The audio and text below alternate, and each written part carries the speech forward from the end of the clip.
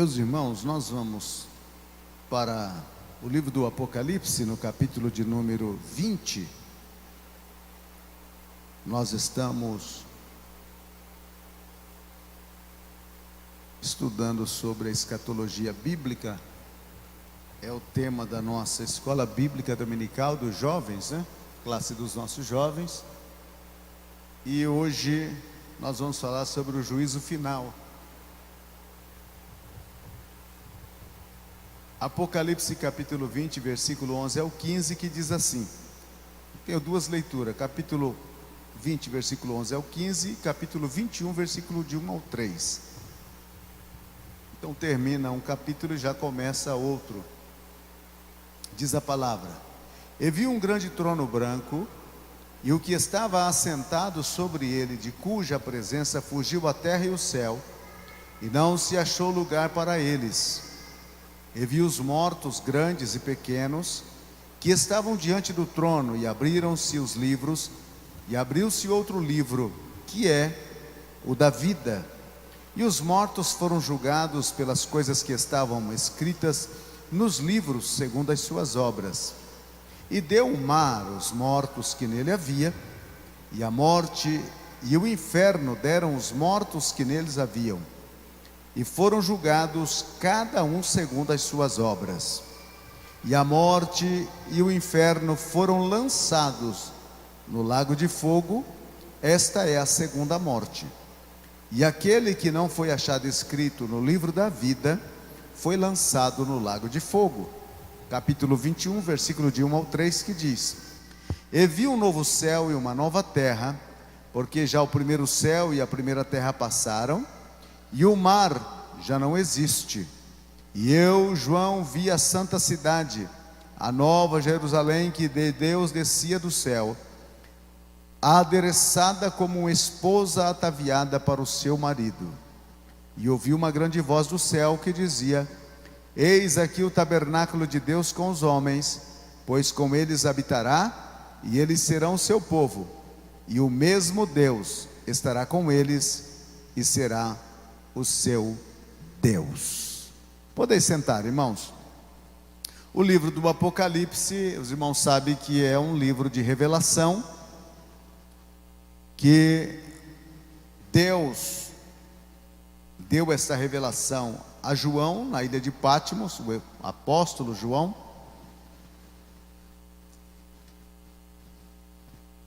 E João escreveu, endereçado às 7 igrejas da Ásia, apresentando os acontecimentos que estava para ser desvendado através da revelação que Deus deu a ele por intermédio de Jesus Cristo. Nós na terça-feira passada, nós estivemos aqui falando sobre o milênio, e deixamos o milênio com o reinado de Cristo. E antes de eu entrar nesta nossa lição desta noite, eu preciso fazer alguns esclarecimentos que eu julgo ser de suma importância para todos nós. Há algumas teorias ou interpretações sobre os acontecimentos finais. E os irmãos não se esqueçam que a nossa linhagem, o nosso pensamento é pentecostal. E os pentecostais, eles acreditam, com base bíblica, naquilo que eles propagam como acontecimentos finais. Em contrapartida, nós temos os amilenistas. Quem são os amilenistas? São os presbiterianos, os batistas tradicionais, os calvinistas. E eles têm uma dificuldade muito grande de trazer uma das questões do livro do Apocalipse, principalmente nessa passagem aqui, porque eles fazem uma interpretação diferente. A interpretação deles se baseia que não haverá arrebatamento da igreja. E na linhagem profética, se você não inclui o arrebatamento da igreja, você não tem como interpretar as demais questões referentes aos acontecimentos finais. Então essas dificuldades são as que os que não creem. Inclusive eu estava vendo alguns estudos de alguns expoentes amilenistas, e é doído de ouvir. É uma confusão bastante grande para poder entender aquilo. Agora, nós não estou falando que somos os melhores. Pode haver que em nossa interpretação também haja variantes, porque por mais que há uma revelação, muitos podem incorrer no erro na interpretação. Nós, os pentecostais, quando estudamos a questão da escatologia, nós partimos lá das 70 semanas de Daniel. Eu já fiz aqui uma abordagem sobre isso, que nas 70 semanas de Daniel estava ordenado por Deus o que ele iria fazer para concluir o seu plano, o seu projeto com Israel. Porém, no final das 69 semanas, são semanas de anos, era 490 anos que Deus havia concluído o calendário profético. Mas no final das 69 semanas, é morto o Messias, e Israel rejeita a Cristo. E quando Israel rejeita a Cristo, então esta contagem das 70 semanas de anos, ela é interrompida. E se faz uma abertura entre a semana de 69 para a semana de 70. Entre 69 e 70 para-se a contagem, e adentra neste espaço o que é conhecido como tempos dos gentios para o mundo em si, e dispensação da graça para a edificação da igreja, aonde Cristo começa a dar àqueles que não conheciam Ele de outras nações a oportunidade de serem perdoados seus pecados e também inscritos nos livros da vida. E esse período já vai aí para quase 2000 anos. Pois bem, quando nós falamos no arrebatamento da igreja, que a igreja será tirada, e a volta de Jesus para nós os pentecostais, ela acontece em duas etapas distintas. Na primeira, Jesus vem invisível para a igreja, os mortos em Cristo ressuscitarão, os que estiverem vivos serão transformados e arrebatados para encontrar com o Senhor nos ares. Isso está tanto inserido lá em 1 Tessalonicenses capítulo 4, do 13 ao 18, como também no capítulo 15 de 1 Coríntios. Eis que vos digo mistério, nem todos dormiremos, mas todos seremos transformados num abrir e fechar de olhos. Acontece o arrebatamento da igreja. Jesus vem de uma forma invisível para a sua igreja. Quando acontecer o arrebatamento da igreja, a remoção do povo de Deus, do povo de Cristo, comprado pelo sangue desta terra, então o que vai suceder imediato? Dá a continuidade da contagem da última semana, de 69 para 70. E esta última semana é conhecida na Bíblia como a grande tribulação. Então começa a contar os últimos 7 anos. Então nos primeiros 3 anos e meio, vocês se lembram que nós aqui comentamos que o anticristo, patrocinado e propagado pelo falso profeta, com o poder do dragão, começa a fazer o seu planejamento governamental.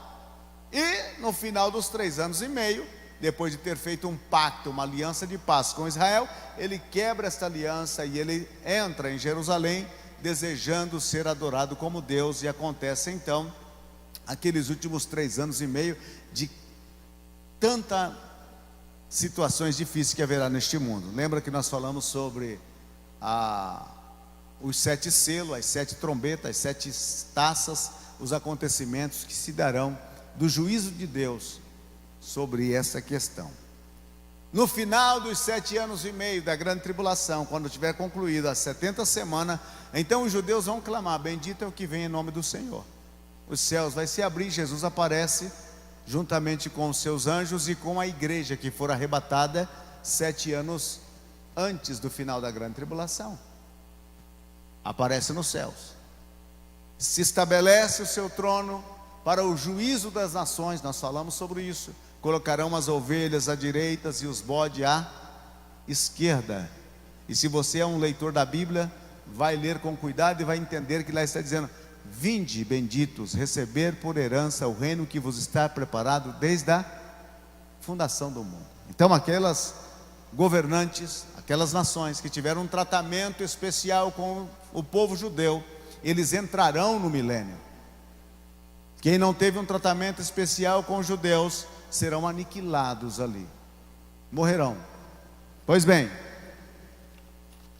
resultado: começa o milênio. Nós acreditamos que o milênio são 1000 anos literais em que Cristo governará sobre a terra. Governará sobre a terra. Eu sei que alguns, principalmente os amilenistas, eles têm dificuldade de entendimento, porque eles acham impossível Cristo reinar sobre a terra, pessoalmente. Ora, se ele depois da ressurreição, ele comeu peixe, ele andou, ele falou, ele foi, ele voltou, ele é Deus. Para ele, nada é impossível. Para nós, sim. Pois bem, durante o milênio, Satanás será preso por 1000 anos. Então, nestes 1000 anos, ele vai ser colocado em um abismo. Ele vai ser acorrentado, colocado nesse abismo e tampado, selado o lugar onde ele está. Os amilenistas também têm dificuldade de entender isso, porque eles dizem: não tem como prender um espírito. Como você vai prender um espírito com cadeias e correntes? Não tem como. Pois bem, a Bíblia fala em Judas que Deus mantém anjos em prisão, porque não guardaram seu domicílio. Então, para mim e para você que vivemos fisicamente, a gente tem dificuldade de entender. Mas se você faz uma leitura da Bíblia, você vai entender que Deus, se não tem como prender Satanás por ser um espírito, como tem como jogá-lo no abismo, no lago de fogo? Se não tem como prender Satanás por ele ser um espírito, como que Deus mantém os anjos? Disse Judas que ele mantém os anjos em prisão, em cadeias eternas, porque eles não guardaram o seu domicílio. Então, para Deus, todas as coisas são possíveis. É o nosso entendimento que se faz confusão quando nós entramos nisso. Agora, terminado este período de 1000 anos, Satanás será solto por um pouco de tempo, e ele vai sair para fazer uma sedução para as nações. Ele vai seduzir as nações para levantar uma guerra conhecida como a guerra de Gog e Magog. Sobre isso nós vamos falar em outra oportunidade. Porém, na conclusão de todo o 1000 anos, essa rebelião de Satanás, essa rebelião dos seres humanos que viverão, grande parte deles viverão durante o milênio, porque no milênio também haverá salvação. Na grande tribulação também haverá salvação. Deus dará oportunidade ao homem ao arrependimento. Porém, muitos daqueles que estiveram durante o milênio e que desfrutaram e que viram, não aceitarão a Cristo. Meus irmãos, se tirar Satanás deste planeta, melhora um pouco. Melhora um pouco. Porém, o homem já tem a semente do mal.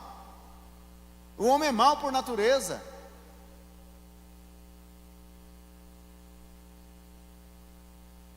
Então essa melhoria, que se Satanás for, mas o homem continua com o mesmo coração perverso, com o mesmo desejo de cair, com a mesma situação contrária.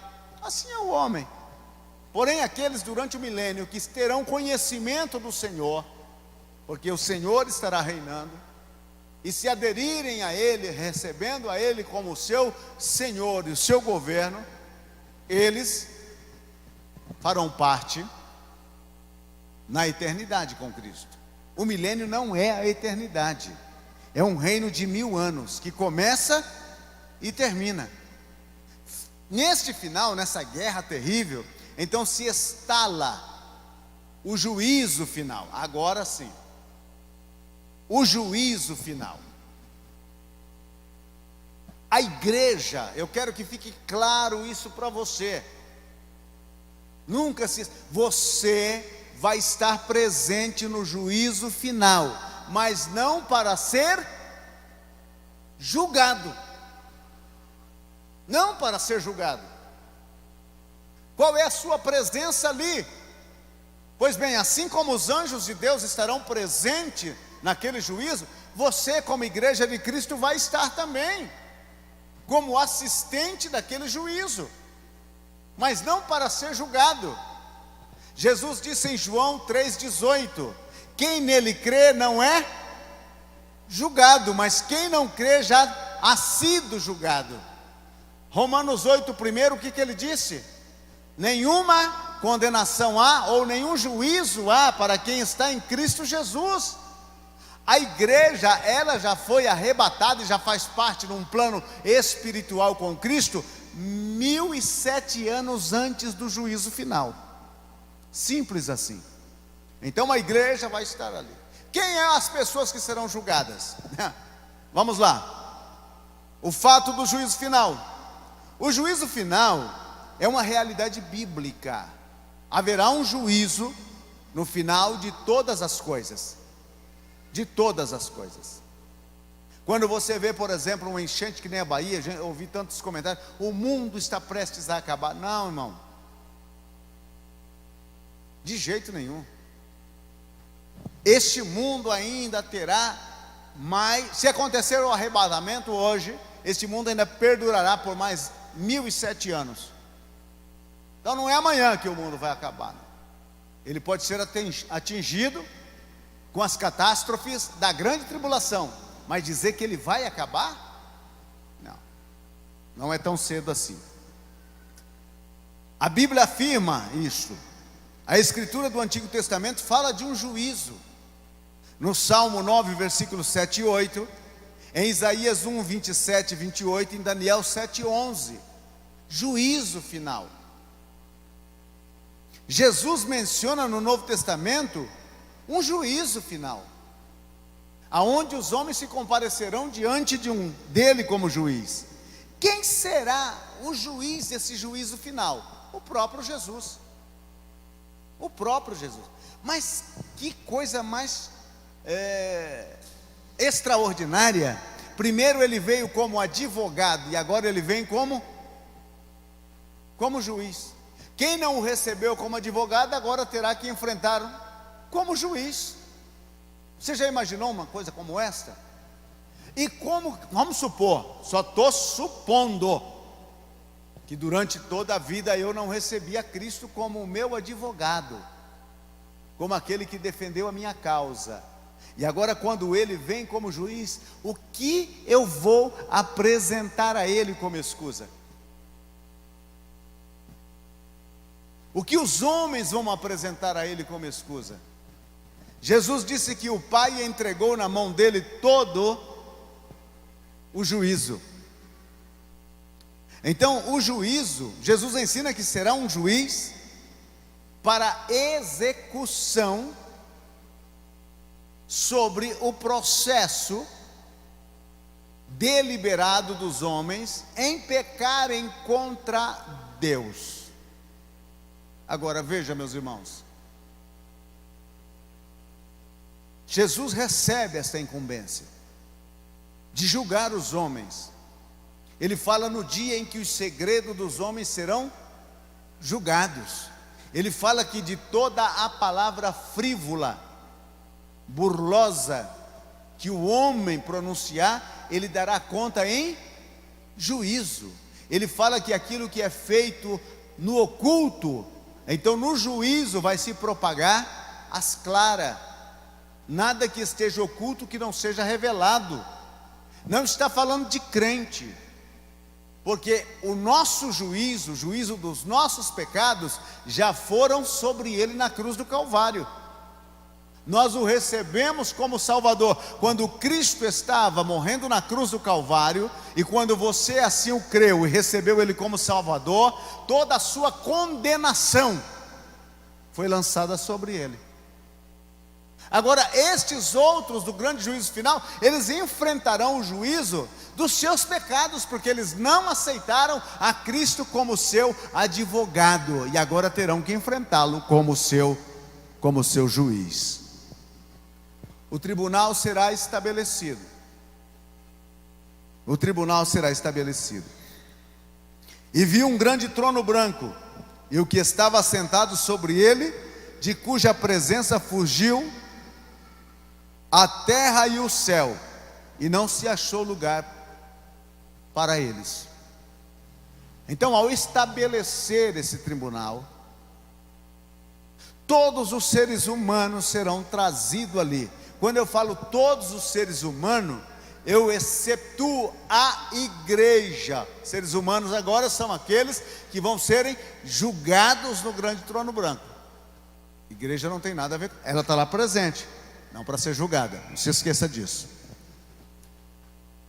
Aí começa a acontecer a segunda ressurreição. É outro problema dos amilenistas, que eles acreditam em apenas uma ressurreição. Porém a Bíblia diz: bem-aventurado aquele que participa da primeira. Se tem a primeira, também tem a segunda. A primeira ressurreição. Qual é a primeira ressurreição? A primeira ressurreição está lá em 1 Tessalonicenses capítulo 4, versículo 16. Não está lá? Dada a ordem, o anjo toca a trombeta, os mortos em Cristo ressuscitam. É a primeira ressurreição. Bem-aventurado aquele que participa da primeira ressurreição, porque não tem a segunda morte poder sobre ele. Agora, esta ressurreição do grande trono branco já é a segunda ressurreição. E quem serão estes ressuscitados? Esses ressuscitados são os pecadores de Caim até o último pecador que viveu neste planeta. Ali quem estará? Caim. Quem mais? Hitler, Mussolini. Quem mais vai estar ali? Todo aquele que comete pecado e vive no pecado. Agora imagine quantos milhares que estarão em pé diante do grande trono branco para serem julgados. Milhares e milhares e milhares e milhares e milhares. E alguém diz: mas pastor, aquele pessoal que morava na aldeia de índio não sabia. Todo ser humano vem neste mundo com a lei da consciência gravada dentro de si. Por mais que ele não crê na Bíblia, mas ele sabe o que é certo e o que é errado. Todo ser humano. E ali, o julgamento, se estabelece o tribunal, se apresenta todas essas pessoas.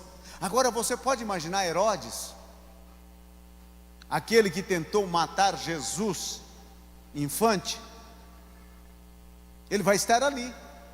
Pilatos, lembra de Pilatos que lavou a mão? Ele vai estar ali.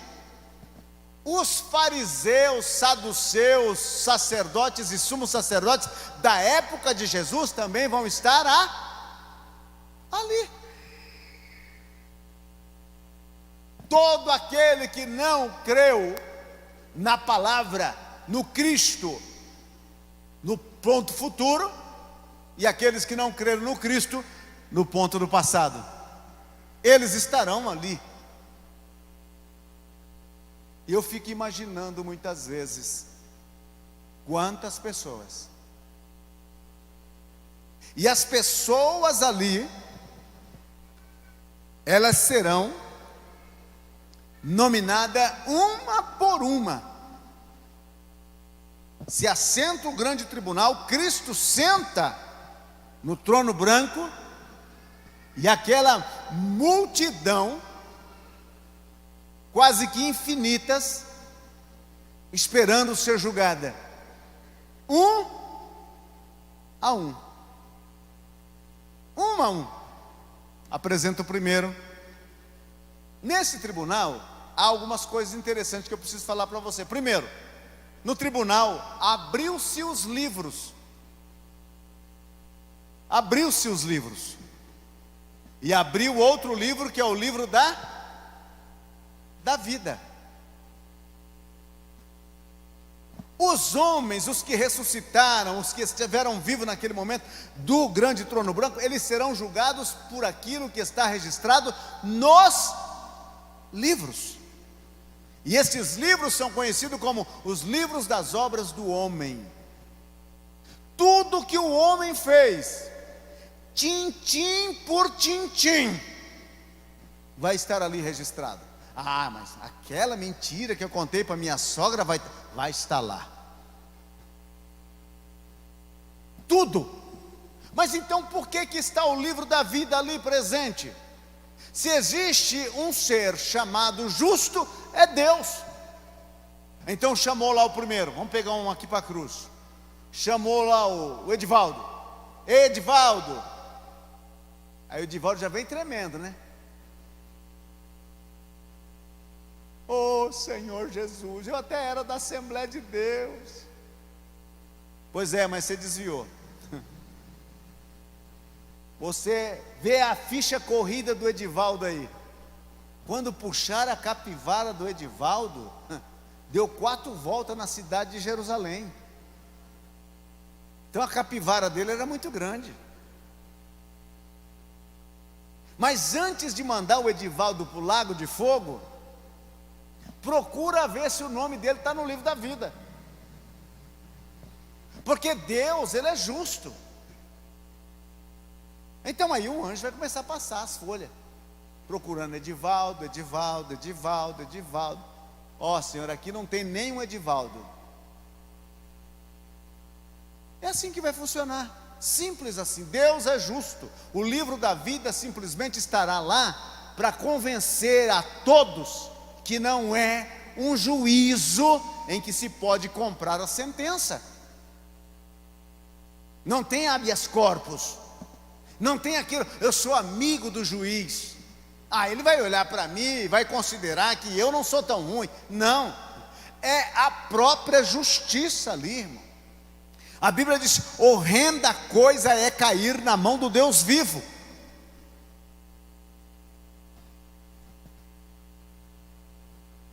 Quem são os primeiros habitantes lá? Não se esqueça que no final do milênio, na revolta de Satanás, agora ele não será mais preso por tempos, ele já é lançado para o lago de fogo, aonde já está os 2 primeiros habitantes, falso profeta e o anticristo. Esses 2 serão os primeiros, são os que vão estrear o lugar quentinho lá. Eles serão os primeiros a serem lançados no final da grande tribulação. Agora, Satanás será lançado no final do milênio. Vai ser jogado lá. E aqueles que estiveram diante do grande trono branco, eles serão julgados e serão lançados para lá. O diabo nunca governou nada. Eu já disse aos senhores e volto a repetir. Muitos até dizem: o diabo estará reinando no inferno. Que nada. Jesus disse que o inferno foi preparado para Satanás e os seus anjos. O inferno é um lugar de tormenta. E até o próprio inferno será lançado para dentro do lago de fogo. a morte também.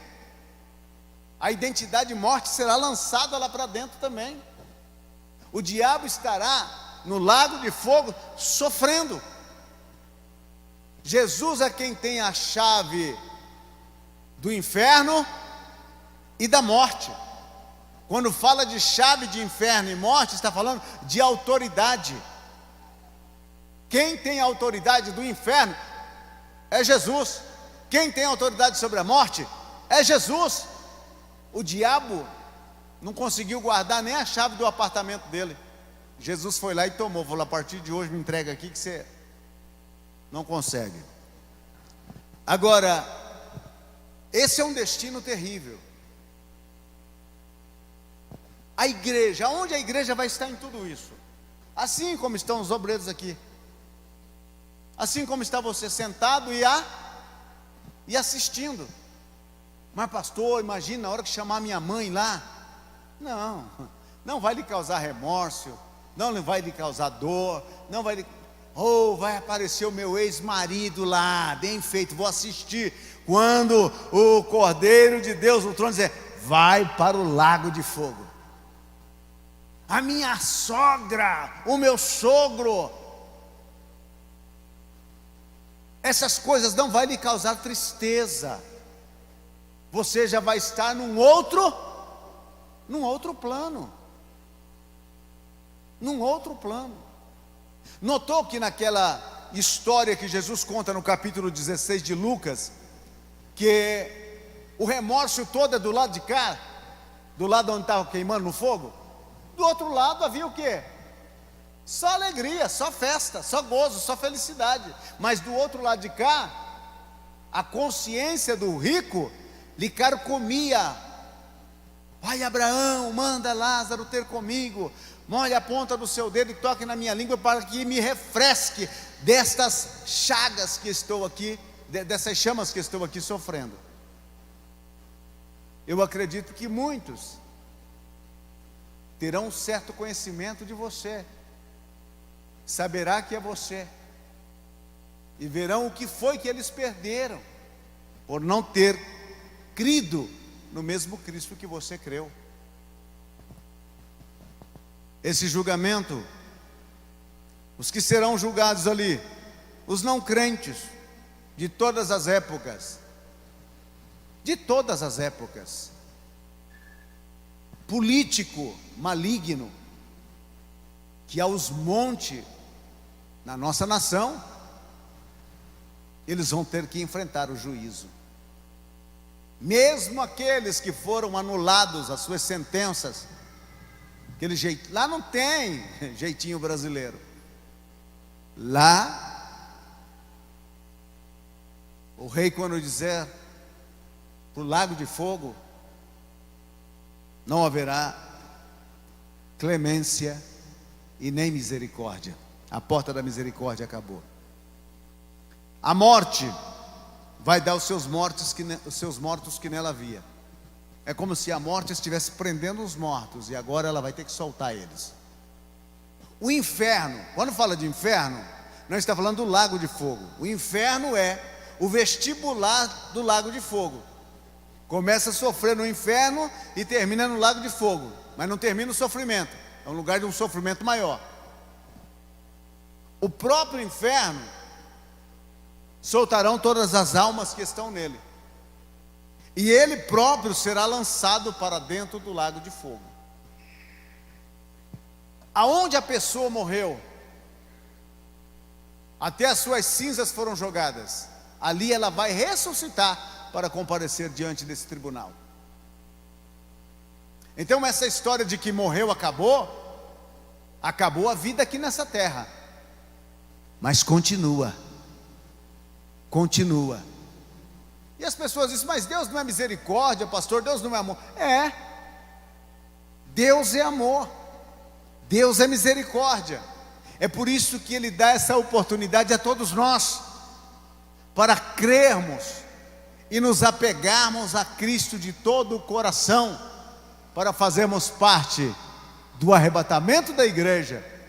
E eu disse esses dias aqui que todos vamos ser arrebatados, até mesmo quem morreu Quem morreu em Cristo vai ser arrebatado. A Bíblia disse: e os mortos em Cristo ressuscitarão, e depois nós, os vivos, seremos transformados e juntamente seremos arrebatados. Juntamente o quê? Os que estavam vivos foram transformados, os que morreram foram ressuscitados, reuniram todos e todos foram arrebatados. Fique tranquilo, você e eu vamos participar do arrebatamento. Ah, mas eu quero daquela de transformação, pastor. Eu quero daquela de transformação. Eu já disse aos senhores, eu não tenho muita pretensão de ir no arrebatamento de transformação, não. Eu sou mais daquele de ir mais, ser ressuscitado e tal. Tem assim uma semana, uns 15 dias, para colocar a casa em ordem, né? Pagar as dívidas, acertar com a esposa, as situações adversas, acertar com o vizinho da esquerda, da direita. E aí então, depois de tudo acertado, digo: bom Senhor, agora despede o teu servo. E tibum. Porque o arrebatamento é assim. Se você estiver brigando com a esposa na hora do arrebatamento, vai ficar os dois. Se você estiver com dívida, dando calote nas pessoas, pensando que no arrebatamento eu fico livre da dívida, você vai ficar aí para pagar a dívida. Não tem esse negócio, irmão. É por isso que a Bíblia disse: o dia e a hora ninguém sabe, mas nós devemos estar preparados. Então, se for assim, uma semana de antecedência, né, dá para o camarada acertar tudo, pagar tudo, ajeitar, e assim por diante. E depois, vai que vai, em direção ao paraíso. Os que comparecerão diante do trono branco, todos os que morreram, desde o princípio da criação, até o último, no final do milênio.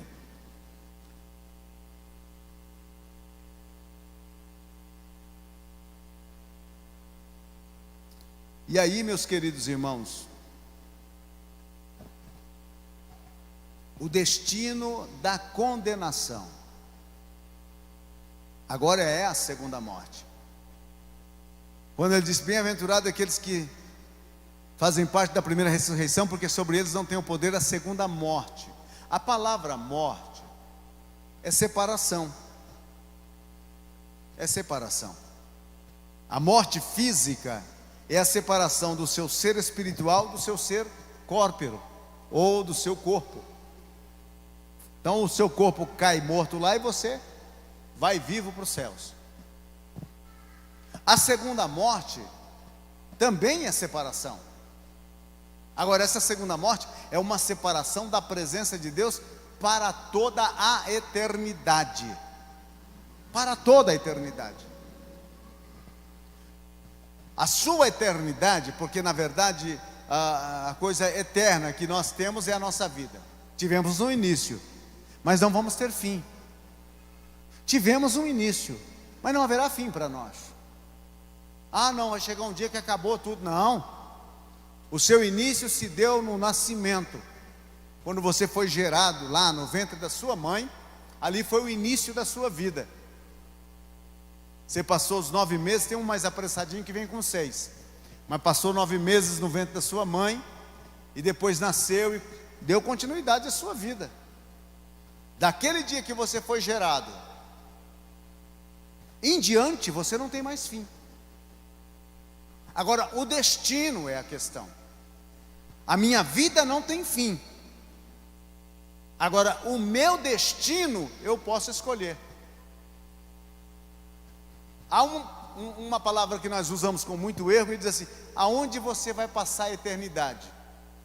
Eternidade não se passa, porque a eternidade não tem fim. Passa um dia, passa uma semana, passa um mês, passa um ano, mas eternidade é estado eterno. Então, como é? Aonde você vai estar na eternidade? Tem 2 lugares que nós podemos aportar a nossa vida na eternidade. Um é o lago de fogo, e eu sei que ninguém aqui quer ir para lá, nem os bancos. E o outro é a Nova Jerusalém, para estar com Cristo para sempre. Se você já fez parte do arrebatamento, o seu passaporte já está carimbado. Se você não fez parte do arrebatamento, durante a grande tribulação, se você receber a marca da besta, ó, Zé fininho para você. Mas se você manter firme o seu testemunho e foi degolado, você ressuscitará. Se durante o milênio você creu em Cristo, haverá para você uma vivenda no paraíso de Deus, na Nova Jerusalém. Agora, se você não quis nada disso, nada, lamento. A voz de Jesus será uma só: agarre e lance ele para dentro do abismo. Mas aonde está a compaixão? Aonde está a compaixão? Hoje tem uma briga muito grande que as pessoas falam da inclusão. Deus não quer você e eu da forma como estamos. Não, esquece. Porque se Deus quisesse a gente da forma como estamos, Jesus não precisaria vir morrer na cruz. Se Deus quisesse todo ser humano da forma como ele está, Jesus não precisaria ter enfrentado tudo o que ele enfrentou. Então as pessoas que ficam nessa imbecilidade de inclusão, eles ainda não entenderam. Para que eu possa participar do reino de Jesus, ele disse para Nicodemos: é necessário nascer de novo. É necessário nascer de novo, é necessário arrepender, é necessário tomar a cruz e seguir a Cristo. Ah, mas ele é amor, pastor. Não existe esse negócio. O amor exige. Você ama o seu filho e mesmo assim você o corrige. Você o corrige. E você está dando taca nele, né? Na minha época era rabo de tatu, fio de ferro de passar roupa, mangueira de jardim, sapatão da Camargo Correia. Era de todo tipo que você podia imaginar. E eu ficava olhando para o meu pai e dizia assim: mas ele disse que me ama, como é que ele pode me amar? Quem ama, corrige. Filho que anda sem correção é bastardo. O pai tem nome que vive, mas está morto. Quem ama, corrige, disciplina, coloca de castigo, se preocupa para que o filho seja um bom homem ou a mulher, uma boa mulher. Assim é a vida. Se não há uma transformação, não houve conversão. E se não houve conversão, não há salvação. E se não há salvação, uma perdição é uma certeza. Então, eu e você precisamos entender de uma forma cabal que o grande trono branco não é para a igreja, é para todos aqueles que morreram desde a criação, morreram sem Cristo, desde a criação até o último no final do milênio. Que Deus nos ajude, a você e a mim, a nós todos, a seguirmos firmes.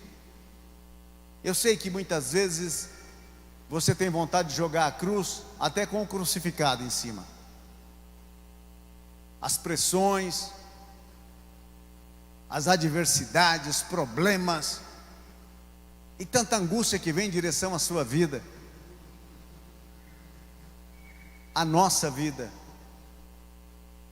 Porque não é fácil seguir a Cristo. Não, irmão. Seguir a Cristo não é fácil. Porque o que Jesus prometeu, ele disse: no mundo tereis aflição. Tende ânimo. Eu venci. Ele ofereceu autonegação, ele disse: negue-se a si mesmo, tome a sua cruz e siga. Seguir a Jesus é problema, porque Ele pode te levar para o caminho que você não quer ir.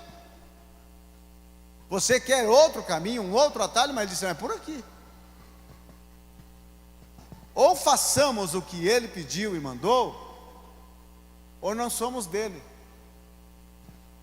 Então, meu amado, o grande trono branco, o juízo final, a igreja não vai estar lá para ser julgada, a igreja vai estar lá para assistir esse juízo. Eu espero ver você lá, e eu espero que você me veja também. Olha lá, o pastor Aparecido, oh, Silvestre, aquele eu conheço,